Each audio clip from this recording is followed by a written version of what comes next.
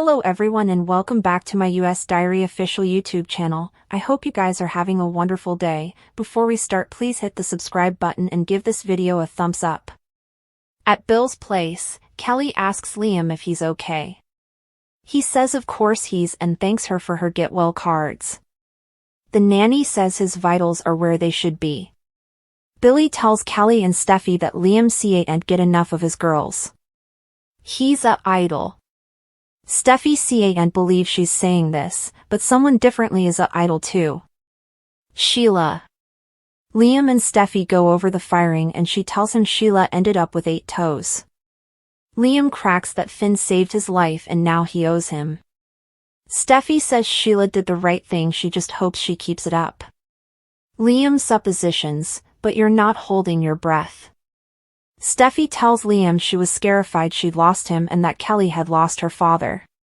It was each because of Luna. But you survived.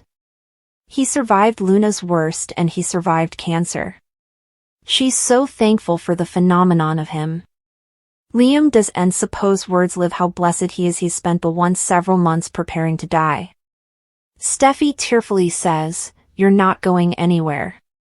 Cleric interrupts Sheila's card game with his staff and makes a toe joke as the workers walk out. He promises to be good and toe the line and kisses her. Finn appears and remarks that Deacon is keeping Sheila's spurts up. He wanted to stop by, check on her and thank her. Sheila tells her son she did what any decent human would have done, but Finn and Deacon contend she went over and further and put her own life at threat to cover Steffy.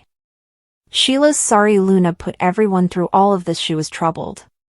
She believes in her heart of hearts that she didn't mean to harm anyone that day. Especially Steffy. Cleric doesn't want to talk about Luna, but Sheila says she was Finn's son and her granddaughter. She's sure Finn is hurting too. Finn doesn't want to get into that. He just wanted to thank Sheila for putting Steffy's well-being above her own. Sheila tells him people really can change. Deacon's seen it firsthand. Sheila credits Deacon for showing her she can change. She believes that if Luna had had the occasion, she could have changed too. Katie can't believe Brooke told Ridge she was considering inviting Nick to Naples. Brooke says Ridge was happy about the idea. Brooke's sure Taylor would love for her to get caught up in Nick and forget about Ridge. Katie says that's not going to be. Brooke insists she's going to Italy on business, not to steal Ridge from Taylor. Katie says Italy is romantic and full of possibilities. Plus, Eric will be there lodging for their reunion. You can no way count out the magic of Italy. Katie exits and Brooke flashes to kissing Ridge in Rome. Ridge and Eric grouch about Nick hijacking their silk. Ridge harangues, why is he back in LA? Eric asks his son what he's going to do about it. He launches into a speech about Ridge being pig-headed about Brooke. He's stuck between 2 magnific women. Eric knows he loves Taylor, but she's not Brooke, she's not your Logan. I know it, and you know it. Ridge tells Eric he needs to drop this. Eric refuses. He's treating Brooke unfairly and could lose her ever. Eric tells Ridge he put Brooke in the looker to remind him of the love he shares with her. He knows he wants to marry his kitty's mama, but they're grown-ups. Ridge demurs. Eric says his life with Taylor would blench in comparison to what he could have with Brooke. She's waiting for him, and he takes it for granted. What if he wakes up one day and she's gone? What if you open your eyes and she's not there for you presently? What would that feel like? Eric insists the only person in the world for Ridge is Brooke. At the forest romance, Taylor asks Nick if he's hoping to win Brooke over. He's not sure about that, but he's enjoyed spending time with her and where better to do it than in Italy. He's sure Taylor doesn't want to miss out. He coaxes her to hop on the Forester spurt and spend time with Ridge in Naples. She scoffs that Brooke would love that. Taylor laughs that this is a business trip. She's not hovered by Brooke being there with Ridge, so she's not going. Nick questions if she's being entirely honest with herself. He knows what Eric did at the fashion show. He's going to Italy. Who's to say it wouldn't be again? Taylor wouldn't throw shade at Eric for supporting Brooke. Nick doesn't suppose it's right, if you ask him. She didn't. Nick wonders why she'd want to be in. She could be in Italy with her fiancé, keeping a vigilant eye on effects. The Brooke and Nick reunion is making swells. While Nick is eager to give their relationship another shot, Brooke is reluctant. Brooke might review with some help from Hope. Brooke and Nick, the couple, made the perfect family with Brooke's son, Hope. Nick idolized on Hope like she was his own son, and she viewed Nick as a father figure. Nick lately met his former stepdaughter, who was happy to see him. Hope remembers all the good times they had as a family, and how good Nick was to her mama. She believes Nick is the type of man Brooke should be with. The recent Forrester Creations preemption showed Ridge's true colors towards his stepdaughter. Although Ridge's cuts upset Hope, what angers her the most is him constantly breaking her mama's heart. Hope believes it's time Brooke moves on from Ridge and end this no-way-ending cycle of heartache. Hope tried to talk sense into Brooke, yet it went nowhere. But perhaps Brooke needs a perambulation down memory lane. Maybe if she's reminded of the good times she and Nick participated, it could awaken her passions. Hope's attempts at playing matchmaker will also include keeping Ridge at bay.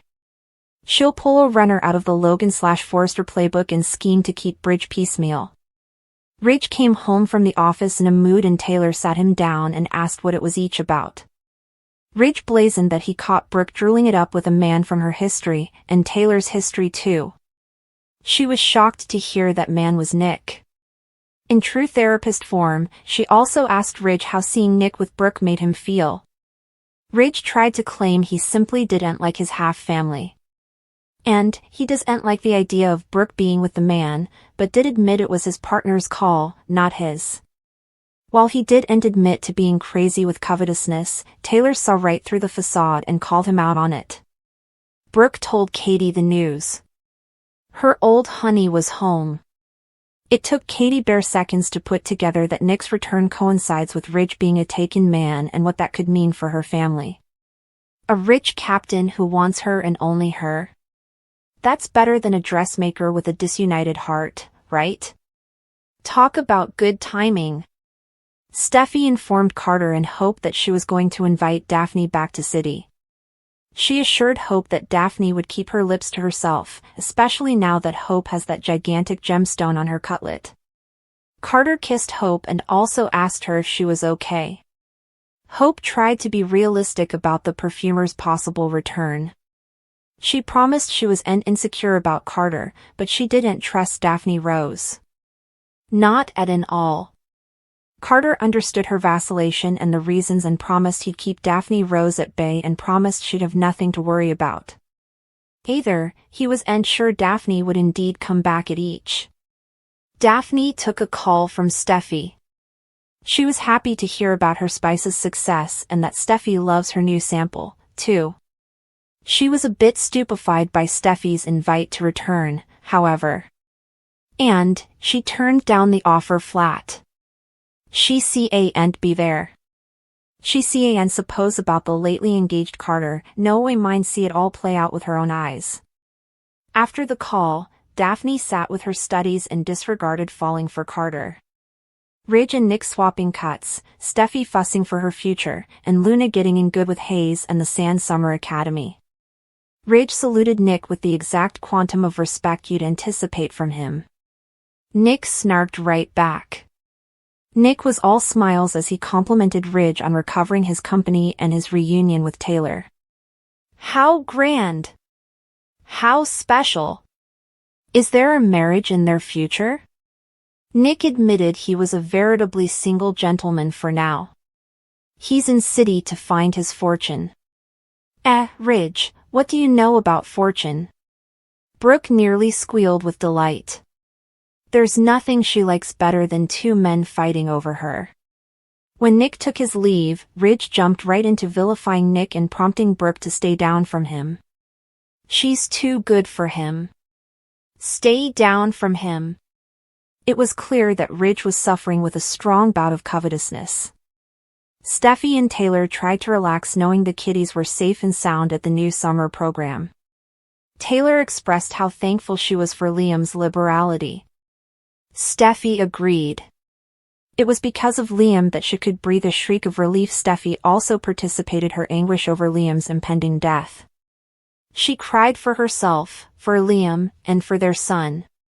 Kelly would soon lose her father, and that's just too woeful to suppose about. Steffy and Taylor also gabbled about Finn and Luna. He may not owe Luna anything and see and have her around, but they knew it was hurting him. Finn is too good of a man to turn his reverse without guilt. Steffy needs to stay strong for her hubby, her children, and Liam in the face of all this stress, anxiety, and peril. Dylan was little Hayes proud of himself. When the schoolteacher took the kiddies outside, he stayed behind to collect commodity he left before, and Luna took that as her occasion to spend a stolen alternate with her little family. She gave him an origami crane, which pleased Hayes to no end. A head long, the schoolteacher called him outside and their little match in hail was over. He was happy to show off his new prize not just with his schoolteacher, but with Electra too when she arrived. Electra took Hayes home where they showed off his new little curiosity and told the story of a nice lady giving it to him. Everyone assumed it was an arbitrary woman on the sand. Were they wrong? Hayes ran off to play, leaving Electra to tout how great Steffy's kiddies are as Steffy shocked about her children's futures. The schoolteacher came upon Luna making further origami art and invited her to be a guest artist for the class. Luna was pleased, veritably pleased. She introduced herself as Sunshine as Dylan told the story of the old academy burning down and giving her details on the art program.